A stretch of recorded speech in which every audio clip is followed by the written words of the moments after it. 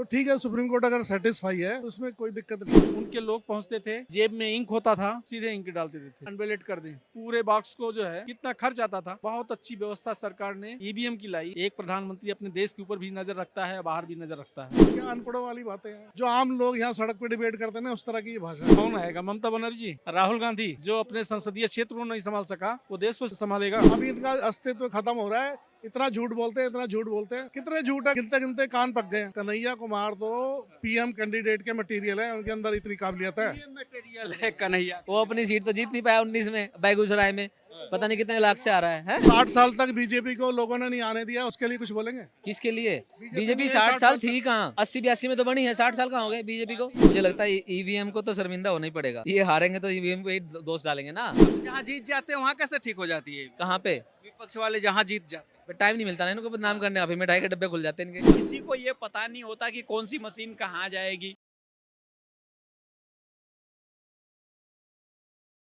नमस्कार, ओ न्यूज हिंदी देख रहे हैं आप। मैं हूं आपके साथ अभिषेक कुमार। सुप्रीम कोर्ट से एक बार फिर से विपक्षी पार्टियों को तगड़ा झटका लगा है। जी हां, सुप्रीम कोर्ट ने वीवीपैट से ईवीएम के मिलान कराने का जो विपक्ष की तरफ से मांग रखा गया था, साथ में जो है बैलेट पेपर से चुनाव कराने की जो विपक्ष की मांग थी, सुप्रीम कोर्ट ने एक बार फिर से उन सभी मांगों को खारिज कर दिया है। अब इसी मुद्दे पे हम कुछ लोगों की दिल्ली के चांदनी चौक से राय जानते हैं। आइए देखते हैं क्या कुछ है उनकी राय। सर, जो विपक्ष है वो आरोप लगाती रही है, जब जब चुनाव जहां जीतते हैं वहां तो ईवीएम ठीक हो जाती है, लेकिन जहां हार जाते हैं ईवीएम पे ठिकरा फोड़ देते हैं। अब एक बार फिर से वो सुप्रीम कोर्ट पहुंचे थे कि एक तो मांग था बैलेट पेपर से चुनाव कराइए, ईवीएम बंद कर दीजिए। दूसरा, अगर ईवीएम से करते हैं तो जो वीवीपैट से है मिलान कराइए। कोर्ट ने आज खारिज कर दिया है। कैसे देखते हैं इस फैसले? नहीं, ये विपक्षी नेताओं ने डाली थी क्या अपील, या बाकी कुछ संगठन थे जैसे वकीलों का संगठन?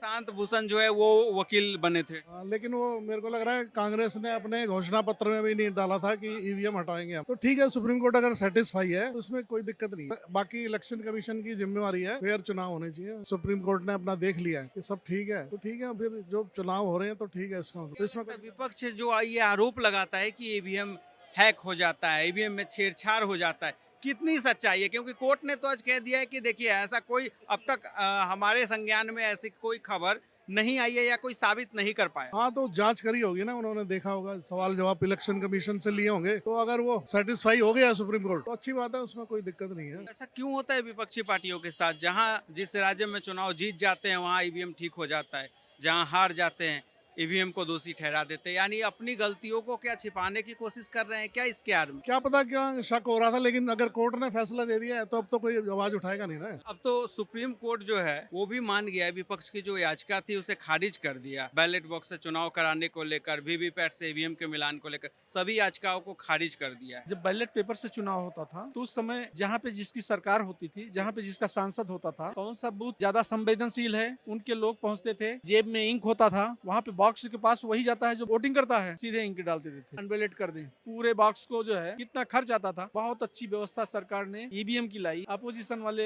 जहाँ जीत जाते हैं वहाँ ईवीएम नहीं खराब होता। कुछ चीजें जो धरातल पे जमीन पे दिखाई दे रही हैं, उस चीज को नजरअंदाज नहीं किया जा सकता। 4 बच्चे हैं, चारों की इच्छाएं नहीं पूरा कर सकते आप। ये तो देश चलाना है। एक प्रधानमंत्री अपने देश के ऊपर भी नजर रखता है, बाहर भी नजर रखता है। 4 बच्चे सबको खुश करना पॉसिबल नहीं है। जो उदाहरण इन्होंने दिया है कि देश चलाना वाकई में एक टफ काम है, वो बता। टफ काम है तो भैया क्यों आए हो शपथ लेके संविधान की? छोड़ दो ना, किसी और को आने दो। नहीं चल रहा तो क्या हो गया इसमें? अगर दिक्कत आ रही है तो पहले भी तो चला है ना। पहले क्या खतरा था? पहले क्या विकास नहीं हुआ? जब आजादी मिली एक सुई भी नहीं बनती थी देश में। धीरे धीरे हुआ ना, सारी तरक्की हुई है। ये गिनवाना चाहिए इनको कि हमने 10 साल से ये कर दिया। ये तो गिनवाते नहीं। 10 साल से इतना झूठ बोल रहे थे, सबका साथ, सबका विकास, सबका प्रयास, और बाद में हिंदू मुस्लिम पे प्रधानमंत्री खुद ही आ गए। 10-10 बच्चे जो पैदा कर रहे हैं। कौन 10 बच्चे पैदा कर रहा है भैया? दिखाओ लाके।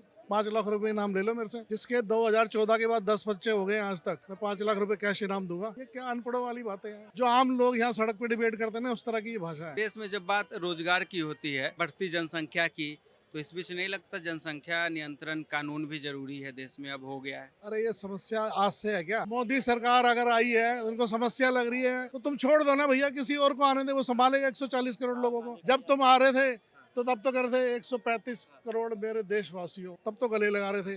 और 140 करोड़ मेरा परिवार नहीं है। संभल रहा है तो छोड़ देना चाहिए। कौन आएगा? ममता बनर्जी, राहुल गांधी, जो अपने संसदीय क्षेत्र को नहीं संभाल सका, वो देश को संभालेगा। एक चाय वाला प्रधानमंत्री बन सकता है तो एक प्रधानमंत्री का बेटा प्रधानमंत्री क्यों नहीं बन सकता? बन सकता है, ठीक है, लेकिन मोदी जी कभी गुजरात या वडनगर नहीं छोड़े, अमेठी क्यों छोड़ दिया राहुल गांधी? एक स्मृति ईरानी महिला के आगे हथियार क्यों डालना पड़ गया, ये बताइए आप। इलेक्शन लड़ रहे हैं ना वो, तो अमेठी प्रधानमंत्री क्यों छोड़? वहाँ गुजरात क्यों छोड़ा प्रधानमंत्री? पहली सीट था अमेठी राहुल गांधी। गुजरात क्यों छोड़ा, बनारस क्यों आए?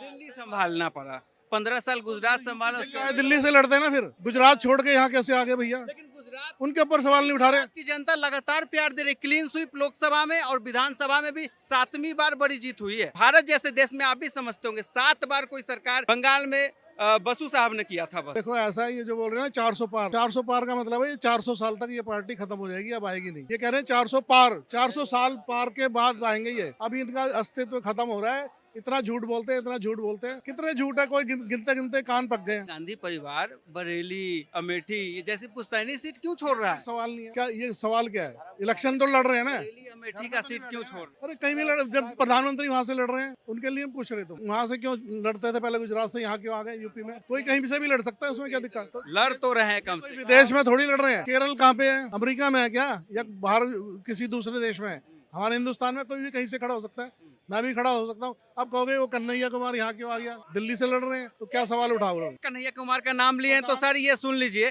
कन्हैया कुमार पे सवाल हम नहीं उठा रहे हैं, कांग्रेस के ही लोग उठा रहे हैं। जो मारपीट हुआ, कुर्सी तोड़ी गई है, कांग्रेस के ही आपस में लोग अब लड़ने लगे हैं कन्हैया को लेके, उदित राज को लेके। अरे जो भी लड़ रहे हैं लड़ने दो। कन्हैया कुमार तो पीएम कैंडिडेट के मटेरियल है, उनके अंदर इतनी काबिलियत है। ये मटेरियल है कन्हैया। वो अपनी सीट तो जीत नहीं पाया 19 में बेगूसराय में, पता नहीं कितने लाख से आ रहा है? अरे 4 लाख वोटों की मार्जिन वो भी जिताते हैं। 60 साल तक बीजेपी को लोगों ने नहीं आने दिया, उसके लिए कुछ बोलेंगे? किसके लिए? बीजेपी नहीं है, 60 साल 60 थी कहाँ? 80-82 में तो बनी है, 60 साल कहाँ हो गए बीजेपी को? सुनिए, हमारा सवाल आज का है, सुप्रीम कोर्ट का आज एक फैसला आया है, जो विपक्षी पार्टियों की जो मांग थी खारिज कर दिया है, बैलेट बॉक्स से चुनाव को लेकर और वीवीपैट से ईवीएम के मिलान को लेकर। अब क्या 4 जून को जब नतीजा आएगा तो लगता है कि ईवीएम इस बार शर्मिंदा नहीं होगी, बदनाम नहीं होगी, जो हर बार हो जाए? नहीं, मुझे नहीं लगता। मुझे लगता है ईवीएम को तो शर्मिंदा होना ही पड़ेगा।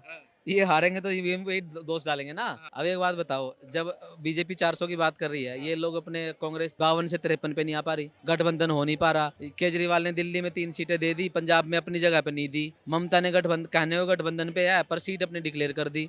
ठीक है, तो जब आपस में ही नहीं बन पा रही, राहुल गांधी को ना तो ममता पीएम कैंडिडेट मानती, ना केजरीवाल मानता, खड़गे को खड़ा कर दिया था ना इन्होंने। तो अब जब हार जाएंगे तो बचा खुचा होगा क्या?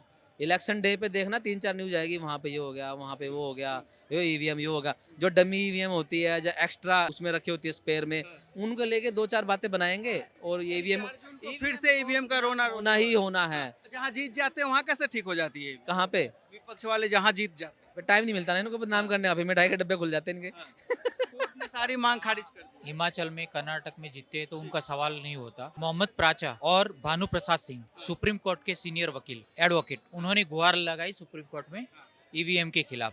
डेमो प्रदर्शन किया, जंतर मंतर पे प्रदर्शन किया, लेकिन उनकी एक न चली क्योंकि वो गलत थे। काफी लोग भारत में गलत मंशा से जी रहे, केजरीवाल जैसे, और कुछ लोग जो अपने आप को केंद्रीय जांच एजेंसी और अदालत से, न्यायालय से अपने आप को ऊपर मानते हैं।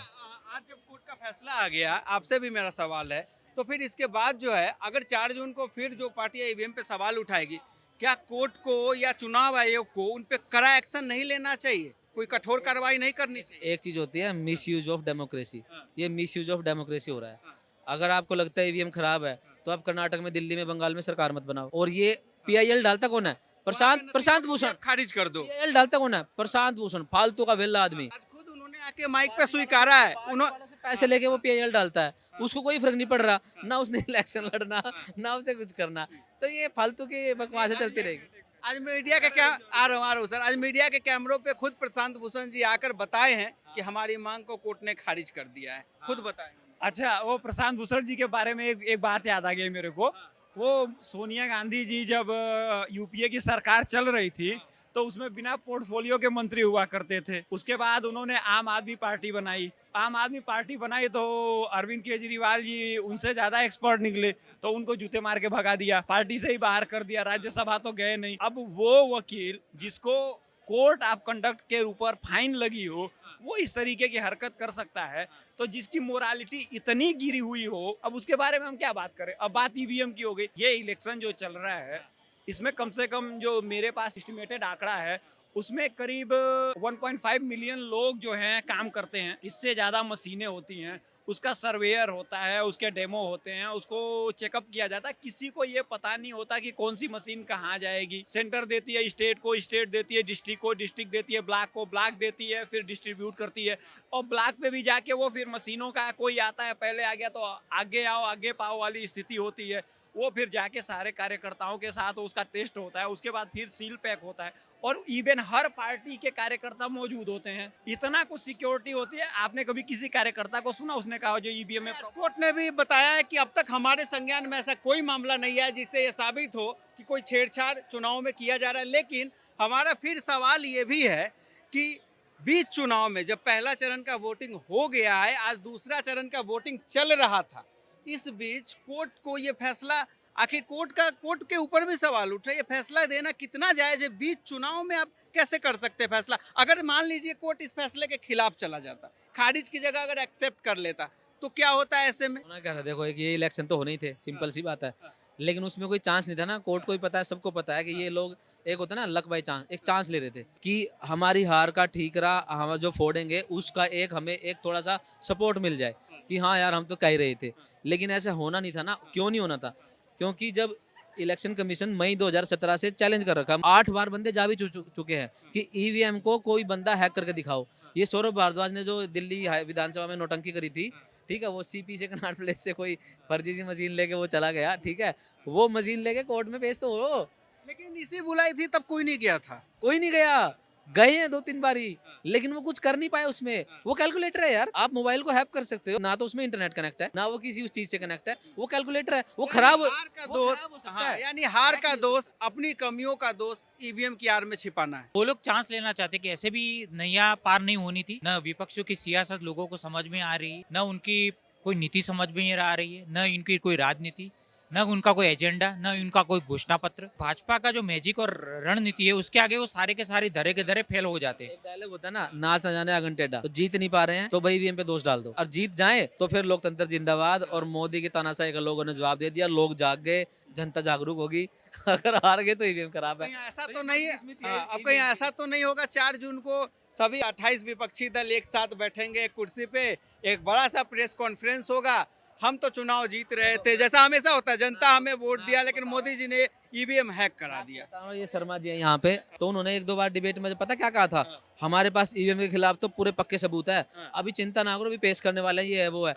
4 दिसंबर को वो कह रहे थे न्यूज वालों को, जो थोड़ा लेफ्ट मीडिया है, मिठाई का डब्बा तैयार है मैडम आपके लिए, ये है वो है, 4 दिसंबर को कुछ नहीं है। मैं इनको बोलता मिलता हूँ, शर्मा जी आपके पास कुछ है तो दो ना यार, केजरीवाल का कुछ कर भला करो, कांग्रेस मदद कर देते अगर उनके पास वाकई है। कुछ नहीं है। मैं भी पूछूंगा शर्मा जी से, मिलूंगा अभी। लेकिन कुछ नहीं है, ये फालतू के जुमलाबाजी है। अभी आप ही की बात चल रही थी, बारिश तेज हो गई लेकिन आरोप भी तेज लग गया आप पर, हाँ, कि आपने बीते महीनों कहा था कि हमारे पास सबूत है ईवीएम हैक होने का। अगर है तो आज प्रशांत भूषण का आपको मदद करना चाहिए था, असहाय हो गए। देखो जी, अगर ऐसा है, एक बड़ी हमारे आपको याद होगा 100 साल पहले भी एक कहानी चलती थी ना, लगभग अंग्रेजों के जमाने में, नो अपील नो वकील नो दलील। अंग्रेज कानून लेके आए थे जिसका विरोध हुआ था।